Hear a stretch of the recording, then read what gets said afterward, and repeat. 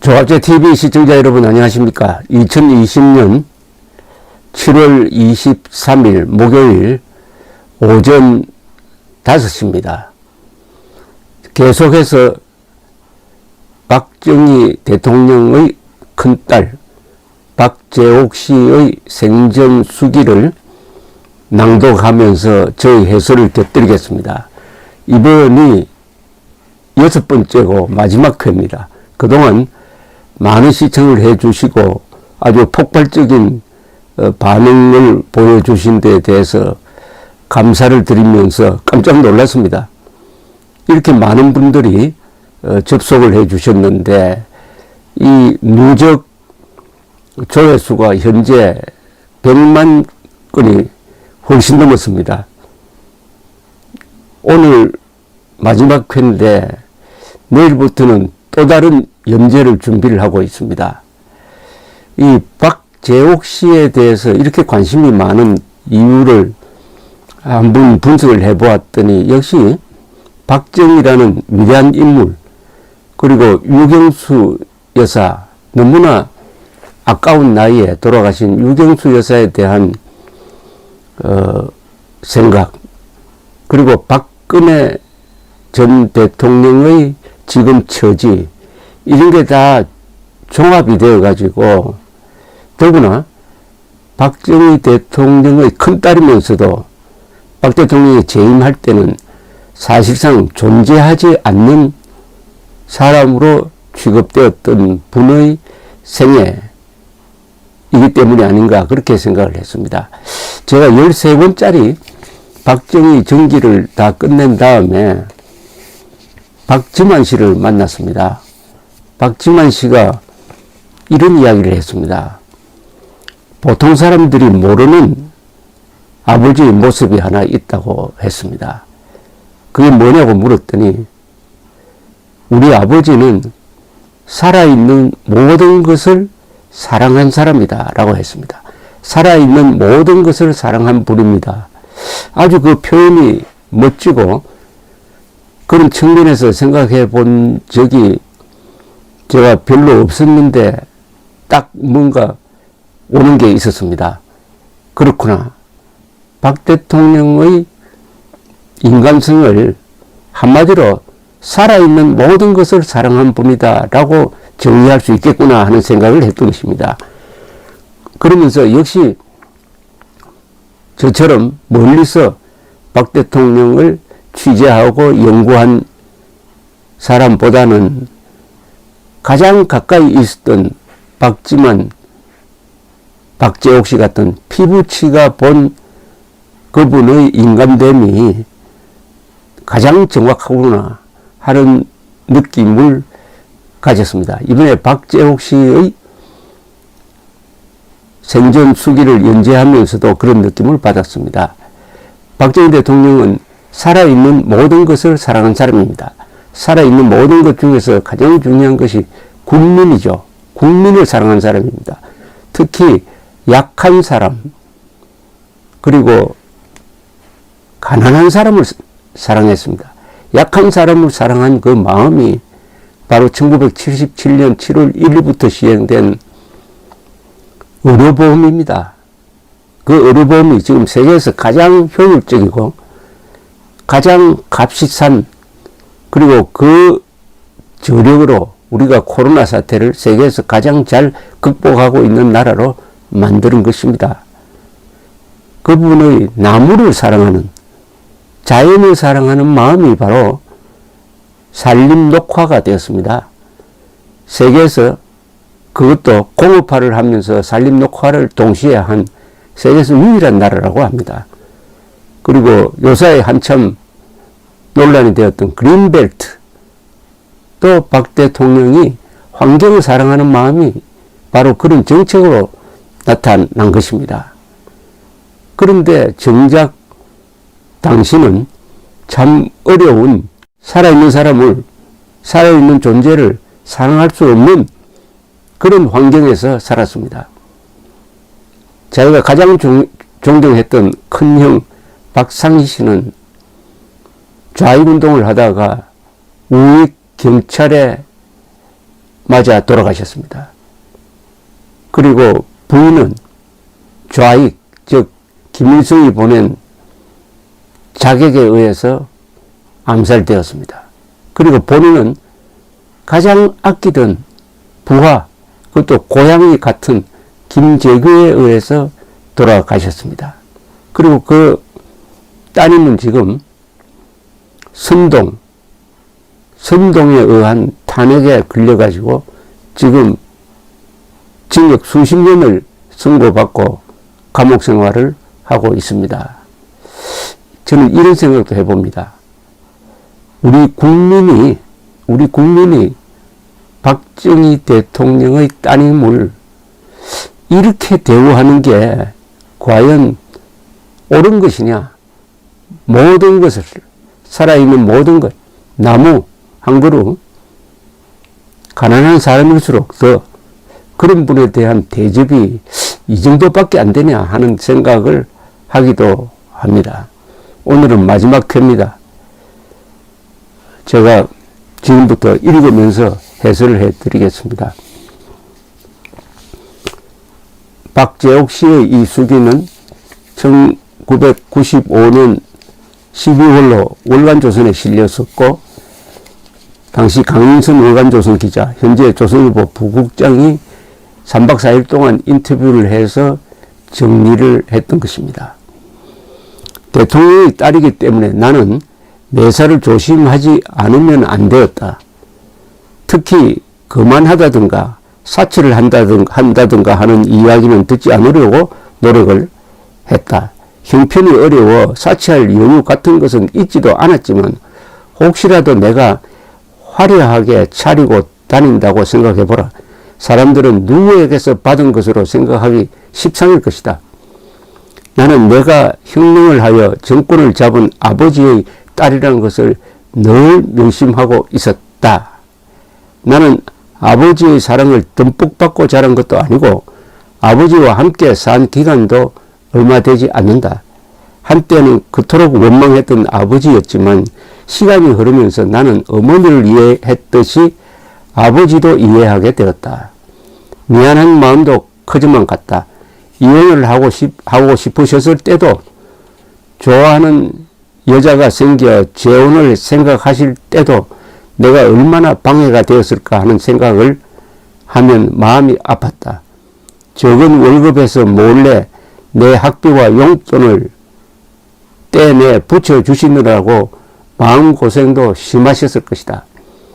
나는 아버지를 좋아했다. 아버지는 내게 이상형의 남성상이었다. 늘 말이 없고 조용하신 아버지. 아버지에게는 취미라고 할 만한 것이 없었다. 집에 돌아오셨을 때는 늘 책을 읽거나 신문을 보고 계셨다. 술을 마시고 들어오시는 저녁에는 아무 말도 하지 않고 곧 주무시곤 했다. 내가 아들을 낳았을 때 나는 이 아이를 잘 키워서 육사에 보내 훌륭한 일꾼으로 만들어야지 하는 꿈에 부풀어 있었다. 그런데 큰 아이가 시력이 좋지 않아 육사는커녕 군대에도 가지 못하게 되었다는 것을 알게 되었을 때는 하늘이 무너지는 것 같았다. 내 아들을 아버지처럼 만들 수 없게 된 것이 그렇게 속상할 수가 없었던 것이다. 저는 이 대목에서 박정희라는 사람이 참 대단하다는 생각이 들고요. 박재옥 씨도 그렇고 이혼을 했습니다. 그리고 박재옥 씨는 그 이혼당한 어머니를 동정하면서 항상 어머니를 생각하고 아버지를 원망하면서 어린 시절을 보내고, 또 어머니하고도 같이 살지 못하고 어머니가 재혼을 하니까, 또 아버지는 또 다른 여자가 생겨서 저 멀리 있으면서 가끔 월사금을 붙여주는 이런 관계에서 살면은 아버지를 원망할 것 같은데, 아버지를 미워할 것 같은데, 이 수기를 읽어보면서 박재옥 씨가 아버지를 존경하고 아들을 아버지 같은 인물로 키우기로 했다. 역시 박정희라는 위대한 인격의 힘이 아니냐 하는 그런 생각을 해봤습니다. 사실 이런 처지에서 박재옥 씨가 아버지를 존경하기가 힘들지 않겠습니까? 그런데도 이런 글을 읽어보면 박재옥 씨가 가진 어떤 넓은 마음이라 그럴까요? 하는 데 대해서 저는 감동을 느꼈습니다. 아버지를 존경하는 딸. 아버지도 대단하고 그 딸도 대단합니다. 나는 지나간 일에 대해 생각하고 이야기하는 것은 지금도 좋아하지 않는다. 나이를 먹으면서 어떤 집에 나 다 말 못할 사연이 하나쯤은 있다는 것도 알게 되었다. 그렇죠.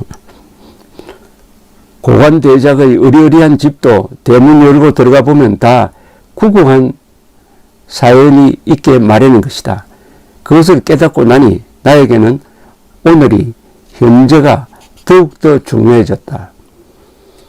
우리 가족이 편안하고 건강하게 살고 남편의 일이 순조롭게 잘 풀려나가는 것, 나는 그 생각만 하고 지낸다.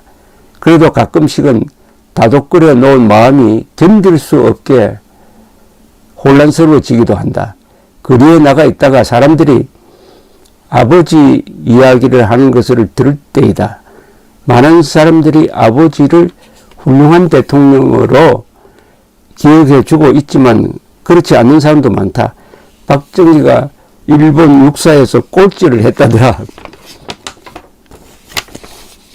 뭘 어떻게 했다더라 하는 얼토당토 않는 이야기를 하면서 아버지를 흉보는 사람들을 볼 때마다 나는 어쩔 줄을 모르겠다. 그럴 때는 황급히 집으로 뛰어와 성경책을 본다. 성경책을 뒤적이다가 보면은 뭔가 위안이 되는 한 구절을 발견할 수 있기 때문이다.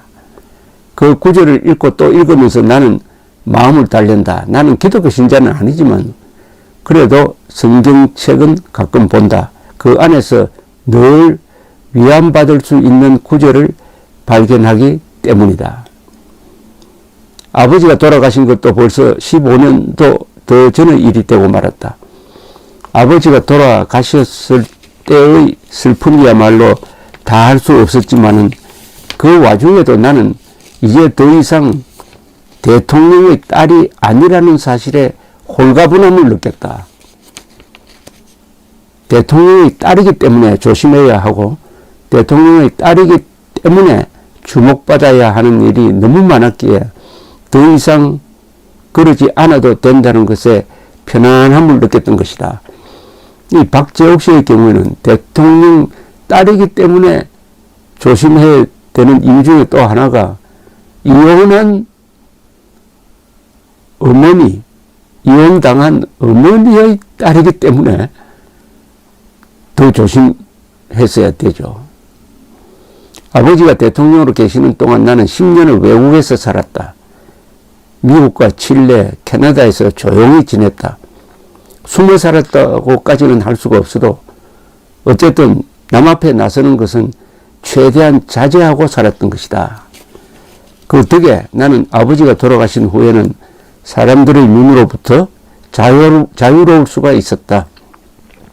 거리를 돌아다녀도 나를 알아보는 사람이 없으니 나는 차라리 홀가분한 기분으로 살 수 있게 된 것이다. 그렇죠. 박재옥 씨가 생전에 예컨대 명동을 걸어 다닐 때 사람들이 저기 박정희 딸 간다라고 했을까요?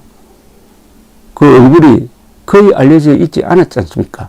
그런 점에서는 오히려 다행이었다는 말씀입니다.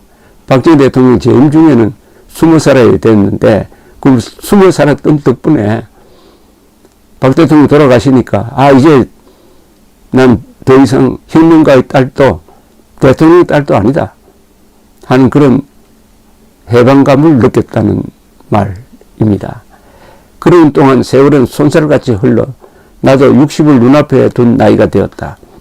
아버지가 돌아가신 것도 벌써 15년 전의 일, 아직도 어제의 일인 듯 모든 것이 생생하기만 한데 벌써 세월이 그렇게 흐른 것이다.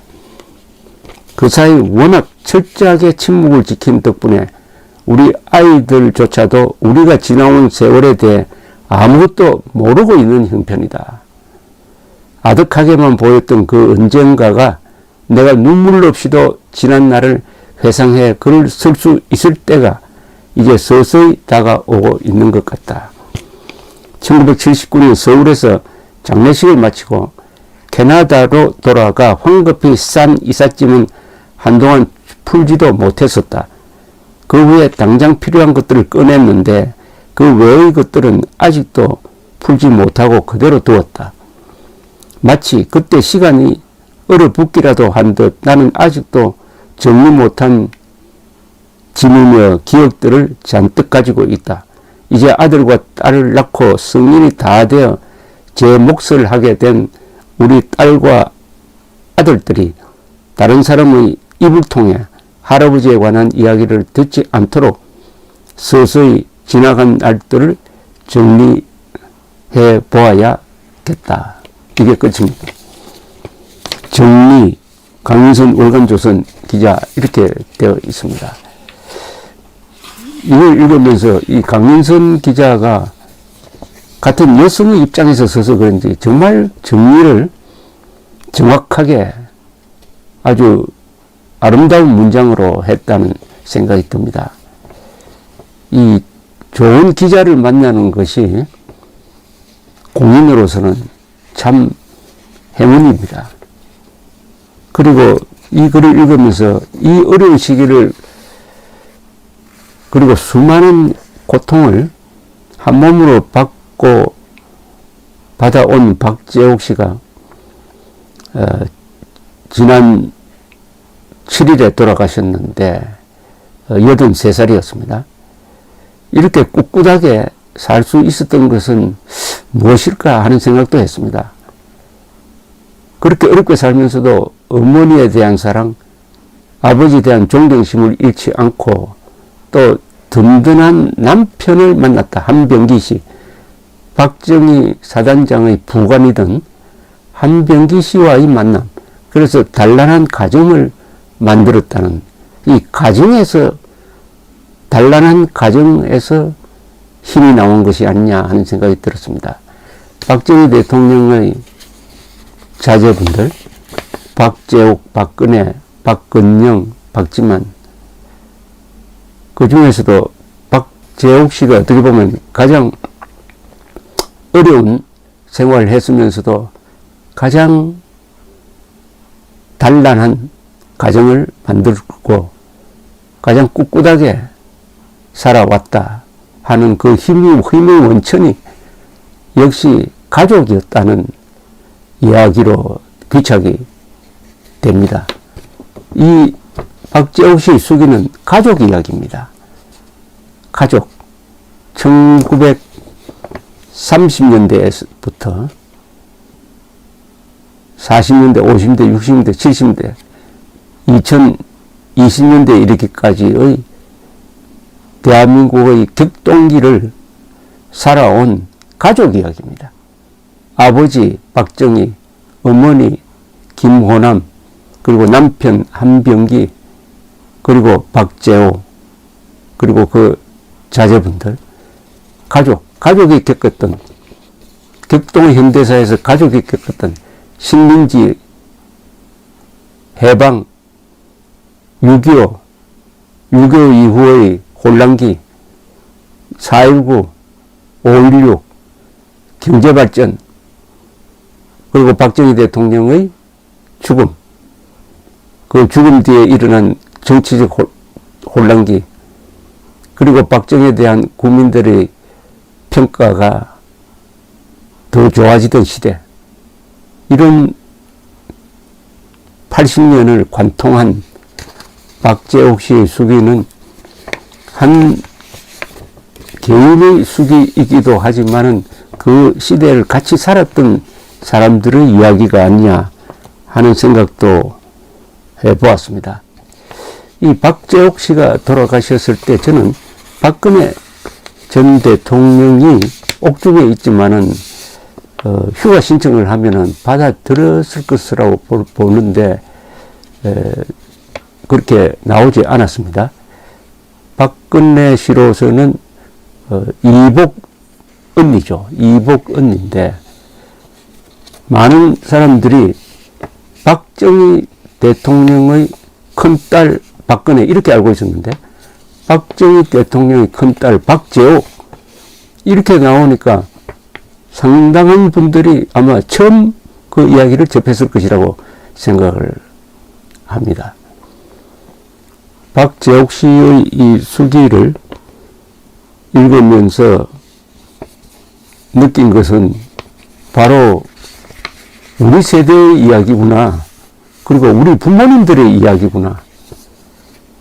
박정희 대통령이 가슴에 총을 맞고 등 뒤에서 피가 콸콸 쏟아지고 있을 때 그 옆에 시중 들던 두 여인이 손으로 그 피를 막으면서 카카는 말은 안 했군요. 괜찮습니까? 이렇게 물으니까 박 대통령이 한 마지막 말, 난 괜찮아. 난 괜찮아. 그 뜻은 자네들은 피하게란 뜻이었다고 합니다. 바로 박정희 대통령이 난 괜찮아 세대였습니다. 난 괜찮아 세대의 따님 박재옥 씨의 수길 연재를 마치면서 세상 박재옥 씨의 명복을 빌고 그 가족들이 앞으로도 행복하게 사시기를 바라면서 특히 이런 좋은 글을 정리해 준 강인성 기자에게 감사를 드립니다. 고맙습니다.